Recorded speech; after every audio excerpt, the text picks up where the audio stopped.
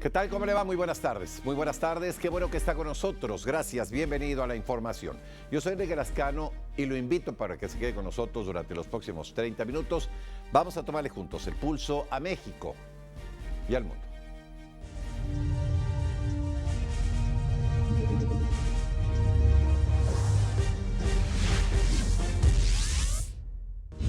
Los británicos decidieron en las urnas salir de la Unión Europea. Tras este resultado, el primer ministro del Reino Unido, David Cameron, anuncia su renuncia. Será en octubre. La población ha tomado una decisión muy clara de tomar otro camino. Ello requiere una conducción renovada. La libra esterlina en su nivel más bajo desde 1985. Los mercados mundiales también sufren caídas históricas. En México, el secretario de Hacienda, Luis Videgaray, anuncia recorte al gasto público. Por un monto total de 31.715 millones de pesos. En educación se realizará un gasto eficaz y eficiente, asegura el titular de la CEP, Aurelio Nuño. El presupuesto tiene que ajustarse a la realidad y tendrá límites. El presidente de la República veta ley del Sistema Nacional Anticorrupción. En nada ayudaría a combatir la corrupción. Y en información deportiva, el deporte británico afrontará grandes cambios generados por el Brexit.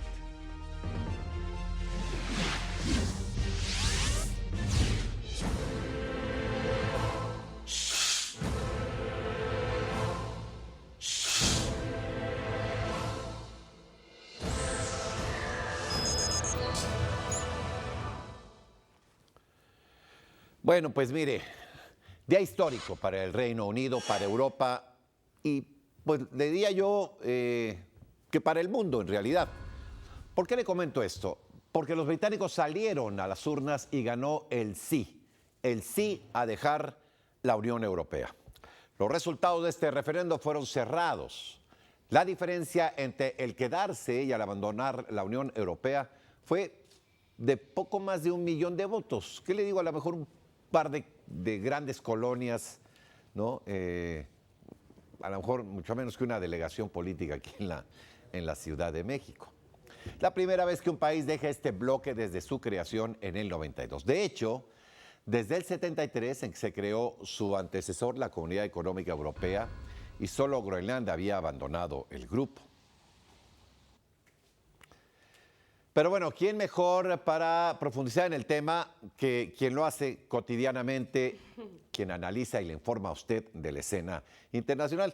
Pues teníamos nuestras esperanzas, ¿verdad?, de que se quedaran los ingleses en la Unión Europea. Es muy acertado. Yo tengo ahí lo como que una dices. suerte de sazón. Sí, ¿no? y es muy acertado lo que dices porque ayer estábamos hablando justamente de los sondeos, de la importancia del voto de las personas que no se habían decidido todavía. Se hablaba de un margen muy cerrado y yo creo que mucha gente como tú tiene un desazón y un shock, una sorpresa, un poco del último momento. Un sabor desagradable. Pues no sé en qué nos vaya a afectar. Me parece que habrá que ir tomando el tiempo para ver, por supuesto, en lo económico, sí, porque hay una globalización, entonces le va a meter ruido a todos los mercados. Pero más allá de eso, pues ahí le informa a usted, Jimena Puig. Gracias, Adelante. Enrique. Pues hablando sobre esta histórica decisión allá en Reino Unido, tenemos que decir que es un momento importantísimo el que se vive, como bien dice Enrique, no nada más en Europa, sino también para el mundo. Así, Reino Unido se convierte en el primer país que abandona la Unión Europea. Esta madrugada, a las 12 de la noche, hora de México, conocimos el resultado final de este referendo británico. El 51.9% de los votos dio la victoria a los euroescépticos. Fue así como lo anunciaron. El número total de papeletas contadas fue de 33.577.342. El número total de votos emitidos a favor de permanecer fue de 16.141.241. El número total de votos emitidos a favor de la salida es de 17.410.742. De las 11 regiones británicas, West Midlands tuvo el mayor porcentaje de votos para el Brexit. Y pues no deja de llamar la atención que fuera Escocia la región que más apoyo dio a la permanencia. Entre las diferentes regiones que hay, Escocia definitivamente tiene uno de los discursos, o ha tenido uno de los discursos históricos de mayor separación. Ahí tiene usted en las imágenes los gráficos de las diferentes zonas donde se votó. Estos gráficos fueron publicados en el portal de la BBC. Y tras conocer los resultados, el primer ministro David Cameron, que abogaba por permanecer en la Unión Europea, anunció su renuncia. Escuchemos. La población ha tomado una decisión muy clara de tomar otro camino. Ello requiere una conducción renovada. Haré todo lo que pueda como primer ministro en las próximas semanas y meses. Pero no es lo adecuado que sea el capitán que dirija este nuevo rumbo. En tanto, el independentista Boris Johnson, exalcalde de Londres y uno de los que se dice que serán posibles candidatos a reemplazar al primer ministro, reconoció la gestión de Cameron y celebró el Brexit como un correcto ejercicio democrático. Creo que hoy todos los políticos debemos agradecer a los británicos porque de cierta manera hicieron el trabajo por nosotros. Se trata del derecho de la gente de este país a resolver su propio destino. Se trata de los principios de nuestra democracia. Y ahí mismo, en los asuntos y las reacciones de Reino Unido, el Brexit reavivó el separatismo en otras regiones. La ministra de Gobierno escocés, Nicola Sturgeon, dijo que es muy probable que se convoque a un segundo referendo para Escocia y que se consulte una posible independencia con respecto al Reino Unido. Esta intención fue compartida por el viceministro de Irlanda del Norte, Martin McGuinness. En contraparte, más al sur, en la península ibérica, cerca de España, los ciudadanos de Gibraltar temen quedar aislados ante la salida de la Unión Europea. Por lo pronto, el gobierno español ya propuso implementar un régimen en Gibraltar que se trataría de una cosoberanía anglo-española.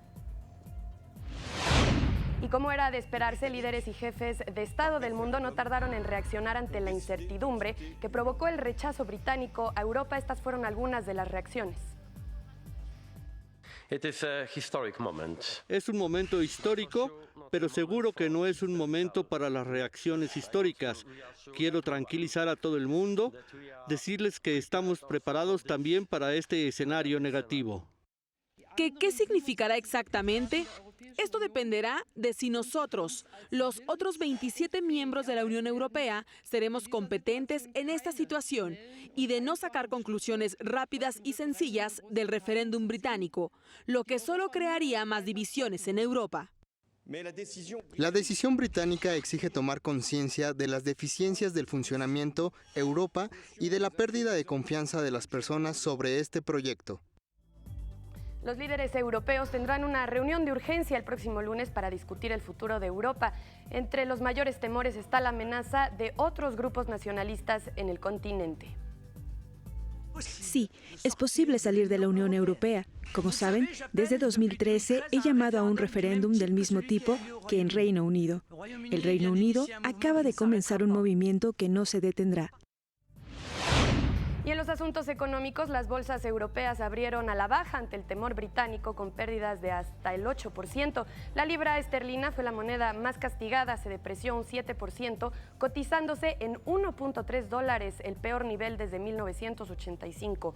El temblor financiero se sintió también en Wall Street, Estados Unidos. El Dow Jones perdió 2.16% y el Nasdaq un 3.78%. El mercado petrolero también cayó más de un 6%. El precio del barril europeo Brent perdió $2.67 y se cotizó en $48.2. Mientras tanto, el crudo estadounidense Wheat de Texas bajó $2.50 y se quedó en $47.60 por barril. Y desde luego la pregunta obligada es ¿qué pasará a partir del Brexit? Según lo establecido en el Tratado de Lisboa, el país tiene un plazo de 2 años para negociar sus condiciones de salida. Lo primero es que el Parlamento inglés deberá validar este referendo y después el gobierno tendrá que presentarlo oficialmente ante las instancias de la Unión Europea para abandonar la comunidad. Fíjese que comenzaría entonces el periodo de negociación en el que los 27 países del bloque discutirían la salida del Reino Unido y de estas condiciones. Si todo avanza, se presentaría entonces un borrador de acuerdo ante el Consejo Europeo que necesita ser aprobado por 20 países del bloque, que representen en total 65% de la población del bloque. Déjeme decirle que este deberá ser ratificado en el Parlamento Europeo después. Así, los británicos dejarían la Unión Europea y su Parlamento depondría la Ley de Comunidades Europeas de 1972 para reemplazarla con un nuevo acuerdo. En caso contrario, pues las negociaciones pueden extenderse si hay previo acuerdo. Si no se logra, los tratados de la Unión Europea dejan de aplicar al Reino Unido inmediatamente. Si después de esto el Reino Unido quiere regresar al bloque europeo, deberá aplicar como cualquier otro país. Mencionar, Enrique, que pues en esta última información tendrá que aceptar también un sistema de visa de la zona Schengen que había tenido una excepción, y también a lo mejor negociarlo de la zona euro y la aplicación del euro. Y luego ya las voces estas ultranacionalistas, ¿no? Como Le Pen, vámonos. En Francia, Marine Le Pen, claro. Que debe ser la hija de Jean-Marie Le Pen, ¿verdad? Así es, el fundador de este partido. En Polonia también hay subida de nacionalismos. Gracias, Jimena. Gracias a ti. Gracias a ti. Hasta mañana. Déjeme con información económico-financiera. El secretario de Hacienda, Luis Videgaray, aseguró que ante el Brexit, México responderá con responsabilidad en materia fiscal y monetaria. Para ello anunció un segundo recorte al gasto público para este año. Para este 2016, el día de hoy, hemos ya instruido un segundo recorte al gasto público, en este caso exclusivamente en el gobierno federal. Este segundo recorte al gasto público no incluye a Petróleos Mexicanos, por un monto total de 31.715 millones de pesos, de los cuales quiero destacar el 91.7% corresponde a gasto corriente. Además, el subgobernador del Banco de México, Roberto del Cueto, advirtió que de presentarse un fenómeno especulatorio contra el peso, la Comisión de Cambios actuaría. En este sentido, Luis Videgaray explicó que se cuenta con suficientes reservas internacionales para ser necesario intervenir en el mercado cambiario. Quiero recordar que tenemos un nivel extraordinariamente alto de reservas internacionales, 177,000 millones de dólares, y contamos además con la recientemente renovada y expandida línea de crédito flexible con el Fondo Monetario Internacional. Por su parte, el secretario de Economía, Ildefonso Guajardo, dibujó algunos escenarios en la relación comercial con el Reino Unido y destacó la posibilidad de preparar un acuerdo comercial de libre comercio en lo que se da la separación de la Unión Europea. Para hablarnos más de este tema, le agradezco que me tome la llamada al maestro Luis Fonserrada, analista económico y director general del Centro de Estudios Económicos del Sector Privado. Maestro, buenas tardes. ¿Qué tal, Enrique? Muy buenas tardes. ¿Cómo estás? Gracias, Luis, por tomarlo a la llamada. Ayúdanos a entender qué va a pasar en términos económico-financieros con el triunfo del Brexit. Mira, tal vez el impacto de corto plazo más importante es la volatilidad que ocasiona nuestra moneda. Anoche en la madrugada llegó a 19.50 por ahí, luego durante el resto de la noche fue bajando, bajó de los 19, hoy ya llegó al 18.60, volvió a subir a 18.80, pero como verás, son niveles que no son sorprendentes, que estábamos viendo desde hace una semana o desde hace 15 días. Es decir, sí nos puede mover y crear volatilidad, y yo creo que esta noticia sin duda tiene un fuerte shock en todos los países, en todos los países emergentes, en todos los países europeos. La libra ya vimos cómo se devaluó, y los que se han revaluado, los que han incrementado su valor son el dólar y el yen. Los dos porque se ven como economías estables de largo plazo. Es esto que se llama una búsqueda de seguridad. En el caso de México, lo que suceda con el Reino Unido es realmente poco significativo en términos de comercio. Hay que tener presente que nuestro comercio total, exportaciones más importaciones, son 800 mil millones de dólares. Lo que nosotros comerciamos en total con el Reino Unido, importaciones y exportaciones, son 3.500. De esos 800.000, Enrique, Es decir, es una parte muy menor. Menos del 0,5%, o sea, no llega ni a 1%. Es decir, en términos de la economía real, de comercio, de intercambio de bienes, incluso de inversión extranjera directa, que también es pequeña la británica, no es relevante. De hecho, lo que yo creo que podría pasar en términos de la economía en el futuro es que con el Reino Unido podamos tener un mayor intercambio y una mayor inversión en México directamente, porque deja de estar bajo las reglas europeas. Sí puede afectar a Europa, sí puede afectar al Reino Unido, pero yo creo que el impacto real en nuestra economía es muy menor. Déjame hacerte una pregunta más, maestro Fonserrada. Efectivamente, digamos que esta causa que es exógena a la economía mexicana tendría este impacto, pues diría yo mínimo, ¿no? Si tomamos en cuenta que son 800,000 millones de dólares el comercio de México, y hablar de 3,000 millones no es en realidad una cantidad que impacte sustantivamente. Pero te preguntaría yo, efectivamente hay esto, pero hay una gran cantidad de países o de mercados con los que México tiene negocios que sí tienen una mayor relación con el Reino Unido. Sí, indudablemente. Europa, por ejemplo, ¿no? Y sin embargo, y eso es el grupo de países que más directamente serían afectados. Sin embargo, el comercio que nosotros tenemos con toda Europa, junta con la Unión Europea, solo llega a 6% de esos 800,000. Es decir, ya es una cifra mucho más grande y sin embargo tampoco es tan grande. Ahora, hay que tener presente otro tema. Yo creo que esta volatilidad va a ser muy aprovechada por especulación, va a ser muy aprovechada y se van a hacer grandes fortunas porque están comprando muy barato. La caída en las bolsas de valores fue enorme, en las divisas enorme. Hay muchísima gente ya comprando eso porque va a subir pronto, se va a acabar este momento y van a ser ganancias gigantescas. Lo que yo creo que sí es muy importante, Enrique, es que una vez que termine esto, los inversionistas internacionales, la economía, la comunidad financiera internacional va a volver a poner los ojos en algo que sí es lo relevante, y son los fundamentos de las economías.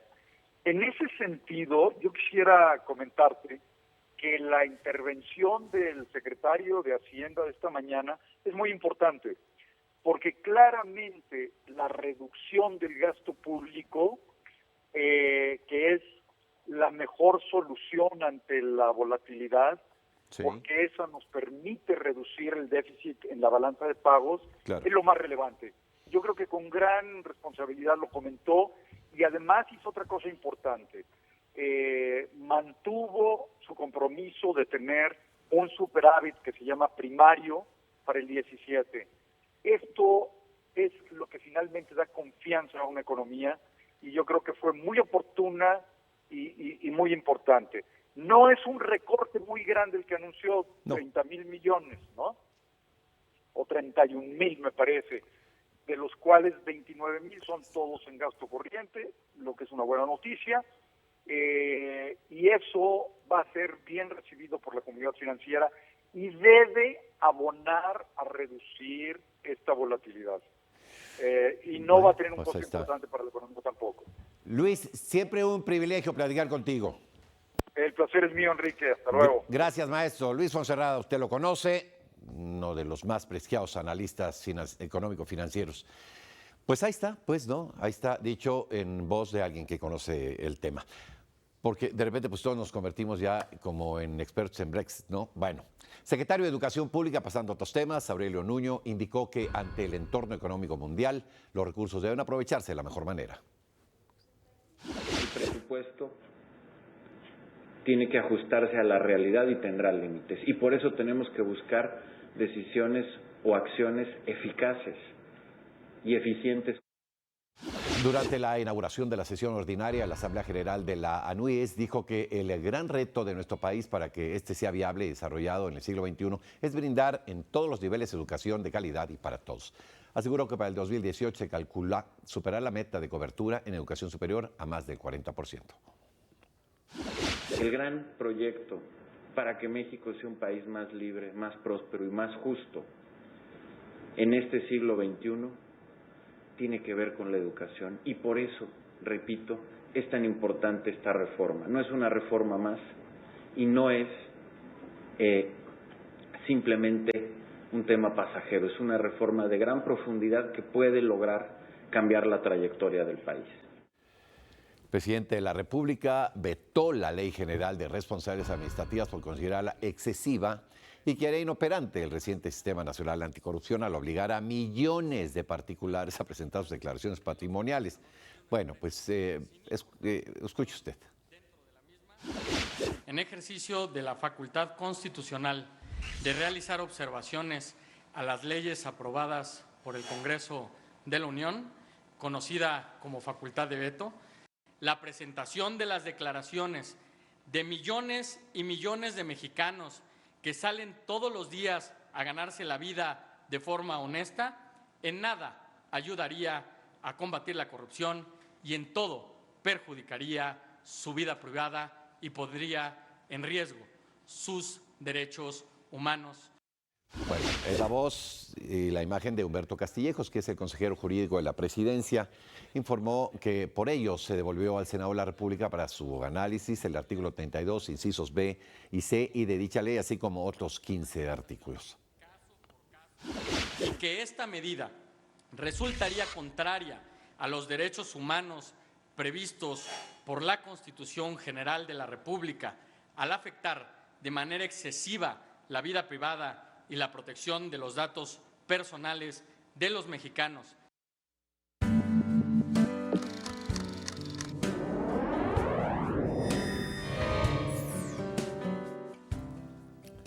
Bueno, seguimos en esta cruzada de fomento a la lectura y por eso hoy Marta Cantú, gerente comercial de Fondo de Cultura Económica, nos habla de la Feria de Economía de la Desigualdad. Vea. Tenemos una feria aquí en la Rosario Castellanos que se llama Economía de la Desigualdad. Es una feria que trata de presentar al público lector, al público en general, digamos, no solamente a los economistas, discusiones y obras en torno o relacionadas con la desigualdad. Es decir, en el mundo actualmente hay un gran debate acerca de la acumulación de la riqueza en manos de unos cuantos y cómo esto ha impactado, digamos, en la población, incrementando los niveles de pobreza, no solo en México, sino en el mundo. Así que ahora queremos que todos los lectores y el público en general acuda a la librería para conocer qué tipo de obras se están haciendo en el mundo con respecto a este tema o a estos temas.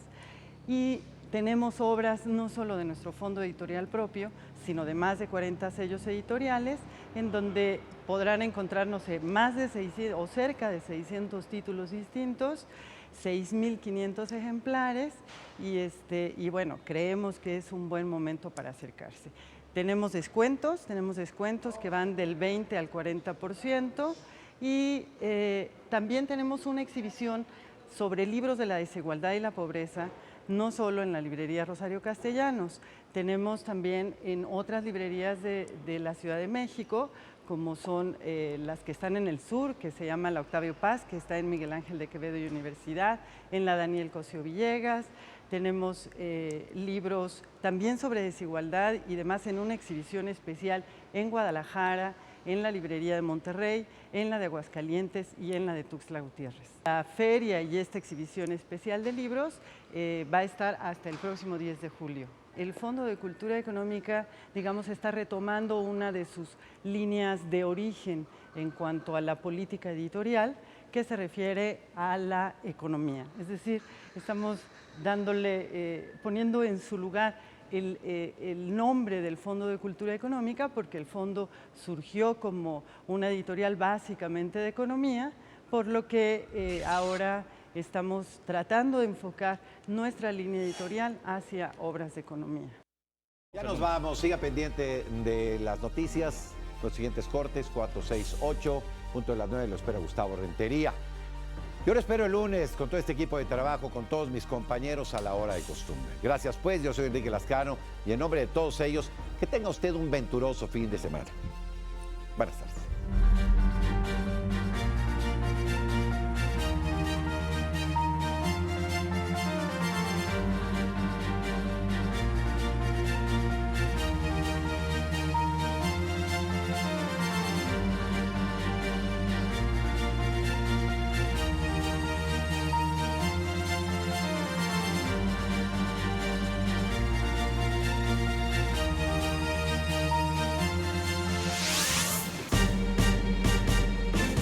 Esto es México al Día.